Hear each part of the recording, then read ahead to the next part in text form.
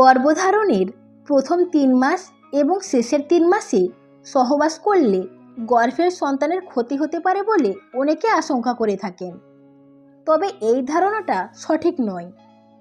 এই সব বিষয়ে সব সঠিক তথ্য পাওয়ার জন্য অবশ্যই আমাদের চ্যানেলটি থেকে ঘুরে আসতে পারেন। গর্ভাবস্থায় সহবাস করা যাবে কি? গর্ভাবস্থায় সহবাস করা নিরাপদ কি না সে ব্যাপারে অনেকেরই মনে প্রশ্ন থাকে। বিশেষ করে গর্ভবতীর প্রথম 3 মাস এবং শেষের 3 মাসে সহবাস করলে গর্ভের সন্তানের ক্ষতি হতে পারে বলে অনেকে আশঙ্কা করে থাকেন। তবে এই ধারণাটি সঠিক নয়। আপনার গর্ভাবস্থা যদি স্বাভাবিক হয় এবং যদি নির্দিষ্ট কোনো স্বাস্থ্য জটিলতার জন্য ডাক্তার আপনাকে সহবাস থেকে বিরত থাকার পরামর্শ না দিয়ে থাকে, তাহলে আপনার জন্য গর্ভাবস্থায় সহবাস করা সম্পূর্ণ নিরাপদ ও ঝুঁকিমুক্ত। এতে গর্ভের সন্তানের কোনো ধরনের আঘাত পাওয়ার বা ক্ষতি হওয়ার সম্ভাবনা নেই। তবে গর্ভবতী অবস্থায় অনেকেরই সহবাসের ইচ্ছে কমে যায় এবং ইচ্ছার পরিবর্তন হয়। এমনটা হওয়া স্বাভাবিক। এটা নিয়ে চিন্তার কোনো কারণ নেই। এমনটা হলে আপনার সঙ্গীর সাথে বিষয়টি নিয়ে আলোচনা করুন। এই বিষয়ে আপনাদের নিজেদের মধ্যে যোগাযোগ ও পারস্পরিক বোঝাপড়া অত্যন্ত গুরুত্বপূর্ণ। গর্ভাবস্থায় সহবাস কি গর্ভের বাচ্চার কোনো ক্ষতি করে? আপনার গর্ভাবস্থা যদি স্বাভাবিক ও জটিলতামুক্ত হয়, তাহলে কেবলমাত্র সহবাসের কারণে গর্ভপাত বা সময়ের আগে সন্তান প্রসব হওয়ার কোনো সম্ভাবনা নেই। তবে গর্ভাবস্থার শেষের দিকে সহবাসের কারণে জরায়ুতে মৃদু সংকোচন অনুভব করতে পারেন। এমনটা হলে আপনার জরায়ুর পেশিগুলো শক্ত হয়ে যাচ্ছে বা টান খাচ্ছে বলে মনে হবে। এতে আপনার কিছুটা অস্বস্তি বোধ হতে পারে, কিন্তু এটা সত্যিকার অর্থে প্রসব বেদনা নয়। গর্ভাবস্থার শেষের দিকে সহবাস ছাড়াও অন্যান্য কারণে, এমনকি সুনির্দিষ্ট কারণ ছাড়াও মাঝে মাঝে এমনটা অনুভূত হতে পারে। এতে চিন্তার কোনো কারণ নেই।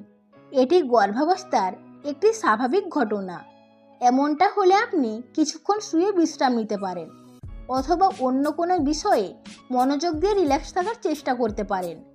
সাধারণত এসব মৃদু সংকোচন কিছুক্ষণ পরে নিজে থেকেই ঠিক হয়ে যায়। গর্ভাবস্থায় কখন সহবাস এড়িয়ে চলা উচিত? গর্ভাবস্থায় কিছু ক্ষেত্রে সহবাস থেকে বিরত থাকতে পরামর্শ দেওয়া হয়। যেমন যদি গর্ভাবস্থায় কোনো কারণে মাসিকের রাস্তা দিয়ে ভারী রক্তপাত হয়ে থাকে, যদি গর্ভবতীর জরায়ুর মুখে কোনো দুর্বলতা বা জটিলতা থাকে, যদি পূর্বের প্রেগন্যান্সিতে নির্ধারিত সময়ের আগে সন্তান প্রসব হয়ে থাকে, যদি প্লাসেন্টা বা গর্ভফুল নিচে থাকা, ডাক্তারি ভাষায় একে প্লাসেন্টা প্রিভিয়া বলে, যদি প্রসবের আগে পানি ভাঙে, যদি একই সময়ে 2 বা তার বেশি যমজ সন্তান ধারণ করে থাকেন। গর্ভাবস্থায় সহবাস করার নিয়ম। যদিও অধিকাংশ দম্পতির জন্য গর্ভাবস্থায় সহবাস করা নিরাপদ, তবে সবসময় এটি সহজ নাও হতে পারে। গর্ভাবস্থায় স্বাভাবিক সময়ের মতো সহবাস করতে কোনো সমস্যা হলে বিভিন্নভাবে পজিশন বা অবস্থান পরিবর্তন করে চেষ্টা করে দেখতে পারেন। এক্ষেত্রে স্বামী স্ত্রীর ব্যক্তিগত স্বাচ্ছন্দ্যের ব্যাপারটিও মুখ্য। তবে গর্ভাবস্থায় সহবাসের ফলে আপনি বা গর্ভের সন্তান যেন কোনোভাবে আঘাত না পান, সে ব্যাপারে সবসময় সাবধান থাকা উচিত।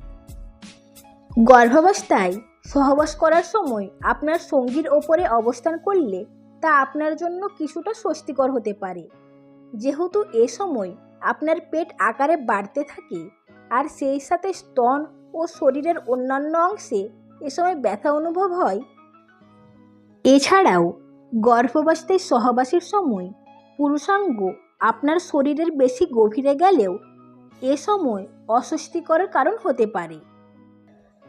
তাই এসব সমস্যা এড়াতে যে কোনো একদিকে কাত হয়ে শুয়ে সহবাসের চেষ্টা করে দেখতে পারেন। এছাড়াও আপনার সঙ্গীর পরিবর্তে আপনি ওপরে অবস্থান করে বা আপনি সামনে, আপনার সঙ্গী পেছনে অবস্থান করেও চেষ্টা করে দেখতে পারেন।